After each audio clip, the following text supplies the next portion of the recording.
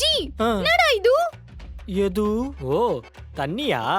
Night மழை வரும்போது எனக்கு தெரியும்டி இந்த மாதிரி வீடு ஃபுல்லா தண்ணி ஆகும்னு. அதனாலதான் ஃப்ரிட்ஜ் வாஷிங் மிஷின்லாம் எடுத்து நைட்டு சோஃபா மேல வச்சுட்டேன். என்ன ஜி சொல்ற? நம்ம வீடு பூரா பானியா இருக்குதுன்னு பதட்டத்துல பேசுது, நம்மளோட அசால்ட்டா பதில் சொல்லுது. நம்மளுக்கு ஷாக்காவே இல்லையா? ஷாக்கு. ஷாக்கு. சரி முறைக்காத. இந்த சென்னை சிட்டில டிசம்பர் மாசத்துல ரொம்ப சாதாரணமான விஷயம்டி. நம்மள என்ன ஜி சொல்லுது? நம்மளுக்கு ஒண்ணுமே புரியல.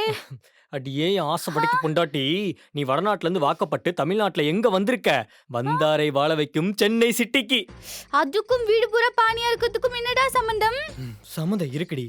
வருஷத்துல மொத்தம் 12 மாசம். அந்த 12 மாசத்துல 10 மாசம் வெயில் நம்மள வச்சு செய்யும். மிச்சம் இருக்க 2 மாசம் நிம்மதியா இருக்கலாம் நினைப்போம். அப்ப இந்த மாதிரி புயல் மழை வெள்ளம்னு வீடு ஃபுல்லா தண்ணி வந்து மிச்சம் செஞ்சுட்டு போயிரும்.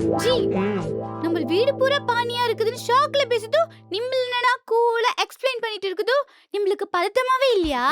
எப்பவாவது பிரச்சனை வந்தா பதட்டப்படலாம். இங்க எப்பவுமே பிரச்சனை ரெடி. எல்லாத்துக்கும் பதட்டப்பட்டே இருக்க முடியுமா? இந்த மாதிரி புயல் மழை வெள்ளம் எது வந்தாலும் எதிரி சொல்லிட்டு போயிட்டே இருக்கணும். ஆனா ஜி, நம்ம பிறந்து வளர்ந்ததெல்லாம் ராஜஸ்தான்ல தான் ஜி. அங்க ஃபுல்லா பாலைவனம் தான். கோலமோ குட்டியோ இருந்ததுன்னா நம்ம ஸ்விம்மிங் பண்ணி பழகிருக்கும். அப்புறம் எப்படி எதிர்நீச்சல் போடும் சொல்லு? இந்த மாதிரி வெள்ளத்துல ஸ்விம்மிங் பண்ணி தான் வாழணும்னு அவசியம் கிடையாது. அப்புறம் ஜி, நம்ம லேனி ஒரு மாதிரி சிரிக்குது.